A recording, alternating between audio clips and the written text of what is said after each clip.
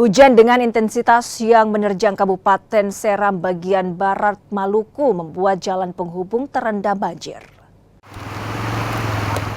Banjir merendam ruas jalan Kairatu Huditetu di Kabupaten Seram bagian barat.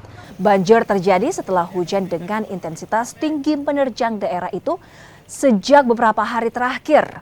Akibat banjir, arus lalu lintas terhambat dan warga harus ekstra hati-hati saat melintasi kawasan tersebut, khususnya pada titik kilometer 11. Banjir di ruas jalan Kairatu Huditetu jadi langganan setiap musim hujan. Ini sudah jadi kebiasaan dari dulu tuh setiap hari cuma terbiasa dengan jalan yang seperti ini. Setiap hujan tetap banjir. Jadi untuk katu sebagai pemuda, saya mengharapkan agar pemerintah lebih pedulikan katu apa kan menyongsong kemerdekaan Indonesia 17 Agustus.